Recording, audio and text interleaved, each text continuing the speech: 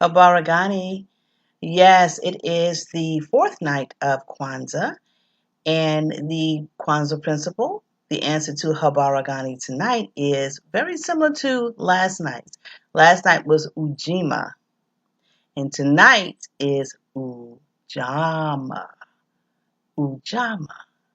And that means cooperative economics, collective and cooperative economics. And I have my Kanara here. I have 4 candles lit tonight. We started with the black one on Saturday night, and then we moved to a red one. And then last night we lit one of the green ones, the furthest from the end. And then tonight we lit another red one next to the one that we lit on the second night. So, what is cooperative economics? I'm going to leave that here because I like the lights. Corporate economics or cooperative economics is the Black community coming together and pooling their resources collectively so that our communities can thrive and be the best that they can be. We have had in the past, our ancestors have done more with the little bit that they had than a lot of times we do today. With a lot that we have, we seem to do less than what they did, if that makes sense. We seem to do a lot less than what they did. When we talk about Black economics and the Black community pooling their resources together to build better communities and empowering ourselves, one thing comes to mind, and one thing comes to my mind, and that's Black Wall Street. And now we all know about Black Wall Street in Tulsa, Oklahoma, the Greenwood district. But there were other states and other cities that had Black Wall Street. In Durham, North Carolina, there was a Black Wall Street that suffered the same fate as Tulsa, where their town was burned down and businesses were burned down and looted. Um, as a result of Black people trying to get ahead, their businesses were also shut down. We had a Black Wall Street in Richmond, Virginia. It was the Jackson Ward area. And every year we commemorate that with a festival, and it's called the 2th Street Festival. And we commemorate that Black town or that Black part of the town that really got together and made their communities thrive and made their communities whole and made their communities prosperous. And we need to get back to doing that. We need to get back to pooling our resources together and making sure that we have what we need to get ahead, not just to get by. Time is over for us to just getting by. We have to look toward our ancestors, and we can rebuild Black Wall Street again. We just have to look at the blueprint of what they did. Whenever people talk about Tulsa, Oklahoma, they always talk about the Tulsa massacre or the burning of Black Wall Street or the destruction of Black Wall Street. Nobody ever really sits down and discuss how it was built in the first place. So we have a blueprint. We just have to go back to that blueprint to collectively come together and again pool our resources and our talents and our gifts and rebuild our communities. Too many of our communities are becoming gentrified, where white business owners are moving in and they're taking over our businesses that we have established and that we have set up. And so we need to go back to that way, that blueprint of doing business so that we can get ahead. So tonight's story is about the Montgomery bus boycott. And it's not about who you think it's about. So whenever people hear about the Montgomery bus boycott, we always think of Queen Mother Rosa Parks and taking absolutely nothing from that wonderful ancestor that we have now. There were other people in the struggle, names that went unmentioned. So tonight we're going to read a book, and it's called Pies from Nowhere: How Georgia Gilmore Sustained the Montgomery Bus Boycott. All right. How many of you ever heard of Georgia Gilmore? I had not heard of this wonderful lady. I think the first time I heard about her was had the 50th anniversary of the Selma March, and I think her name came up, and I started to do some research. So let's get started. Put this a little bit over. Okay. When Georgia Gilmore was a young girl, she lived on a farm in Alabama, where she fed the pigs and milked the cows. Georgia did her best to listen to what her mother taught her. Think twice before doing anything you might regret, and never, ever hate anyone. Georgia grew up and soon had a family of her own. She did plenty of cooking along the way, and when it was time for something sweet, she knew just what to do. She'd blend butter and sugar in a bowl to get her homemade pound cake started, and then add tea bags to a pot of water for a new batch of sweet tea. Let me stop right there. Sweet tea is a delicacy in the South.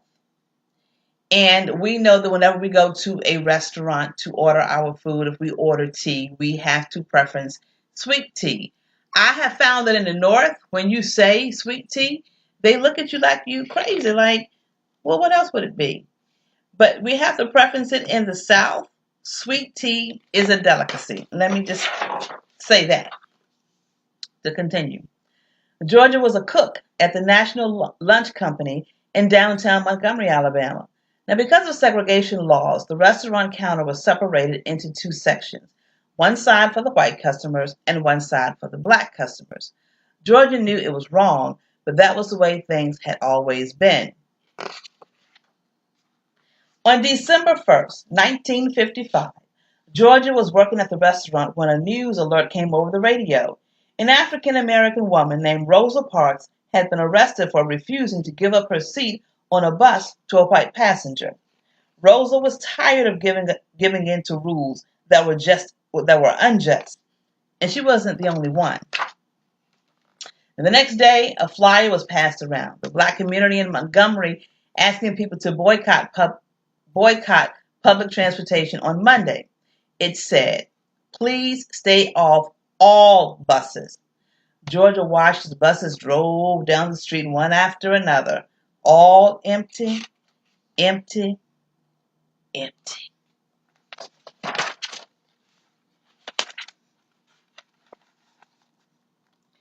Empty, empty, empty.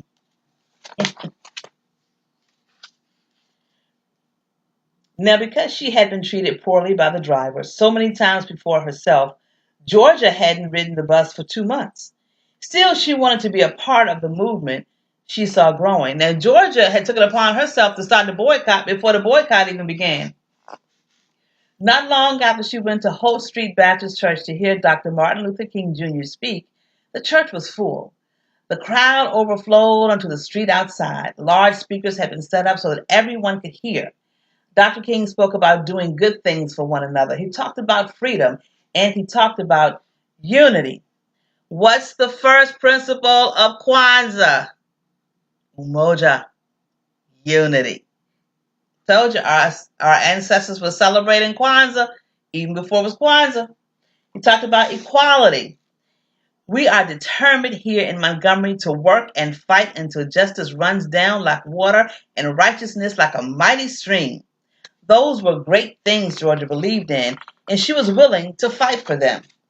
So Georgia decided to help the best way she knew how. She worked with a group of women, and together they purchased the supplies they needed: bread, lettuce, chickens, and then off they went to cook. The women bought food to the meetings that followed at the church. They sold sandwiches. They sold dinners in their neighborhoods. Black economics. As the bus boycotters walked and walked, Georgia cooked and cooked. And boy, did the people of Montgomery love her food. Georgia's group donated the profits from their sales to the Montgomery Improvement Association, which helped fund the boycott. But if anyone had found out these women were involved, they would have lost their jobs. So Georgia ran the operation, and the other women acted as secret helpers. See, the way I figured it, People always need to eat. So I made the pies, said Georgia. The women sold baked goods to local stores, groceries, laundromats, and beauty shops, and people paid in cash so they wouldn't be connected to aiding the boycott. Sweet potato pie, peach pie, red velvet cake, 7-Up cake. I'm getting hungry. Only Georgia knew who baked them, and only Georgia knew who bought them. Black economics, y'all. I gotta show this picture. This is a picture of Georgia selling her pies in the beauty shop. Now, I remember telling a friend of mine she used to cook all the time for us at my job, and I used to always tell her, I said, you know what, on Saturdays you should just cook some food and take it to the beauty shop. You would sell out because black women, you know that you're gonna spend all day in the beauty shop. And now my friend has her own food truck. Black economics, y'all. Every Monday and Thursday, Georgia would go early to the boycott strategy meetings at the church. She'd walk up to the collection plate and announce how much her group was contributing. There was cheering, clapping, and foot stomping. But whenever people asked where the money came from, she remembered her promise to keep it a secret. It came from nowhere, she said. Because of this, her brave group of women bakers became known as the Club from Nowhere. The club only raised enough money to purchase gas for the carpool system that had been set up for the boycott, but they were also able to buy station wagons. Let me reread that. The club not only raised enough money to purchase gas for the carpool system that had been set up for the boycott, but they were also able to buy station wagons to aid the effort and help people get to where they needed to go. Can anybody say Uber? Okay. But Montgomery didn't want their buses continuing to lose money, so the city did what it could do to stop the protesters and their efforts. Dr. King and 89 others were arrested for their roles in the boycott, and Georgia was called to speak in court about an instance when a bus driver had mistreated her. After she had already paid, the driver demanded she get off and enter through the back of the bus.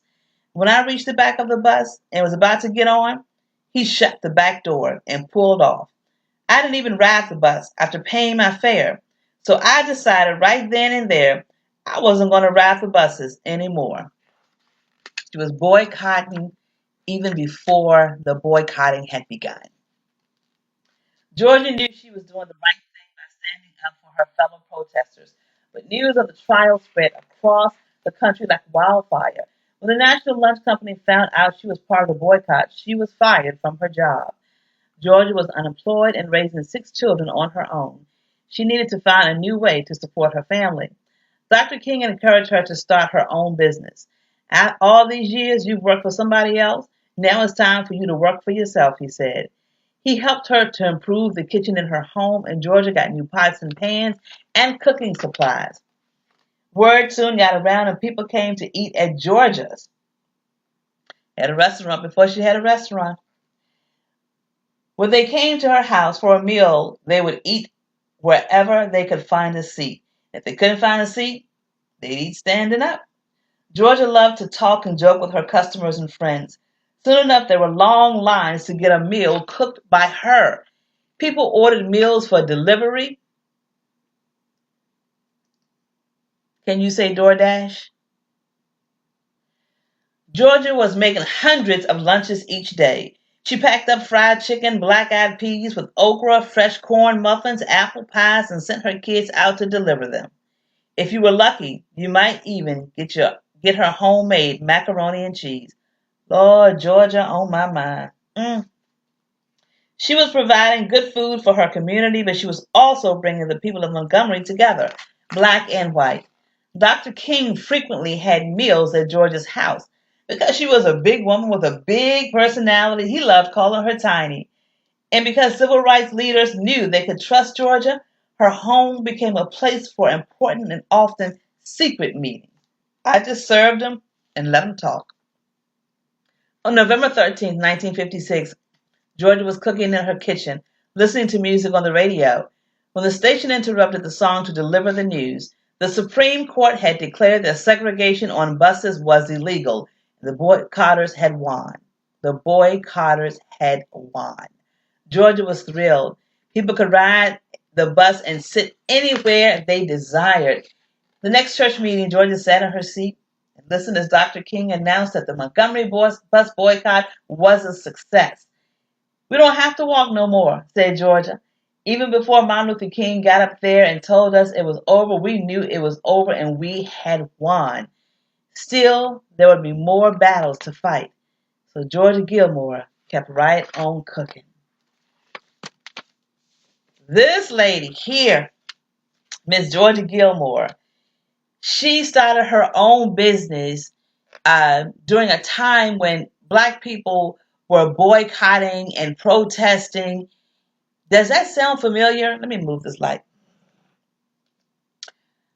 During this pandemic that has lasted over the last, 8, 9 months, I know quite a few Black people that have started their own business out of a necessity. And that's what Georgia Gilmore did. She started her own business out of a necessity. So with Black economics, it's twofold. It's knowing how to pool your money together to help the Black community to prosper, to get ahead, to survive.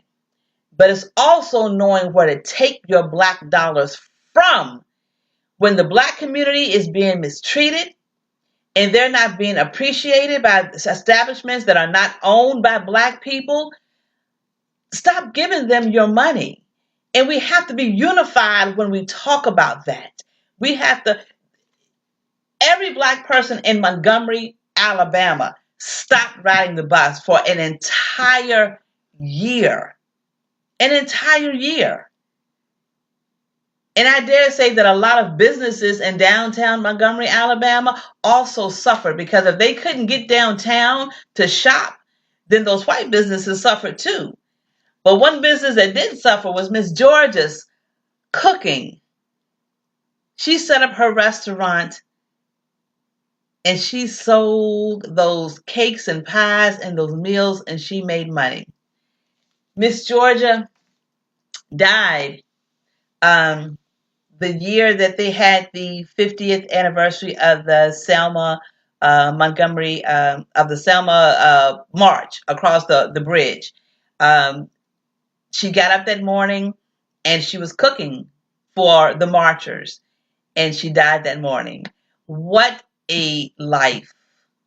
We salute you, ancestor Miss Georgia Gilmore. We salute you, lady, and we can take her blueprint and do the same thing that she did and be just as prosperous and successful as she was. What's today's word? Ujama, cooperative economics, the Black community. Ashe.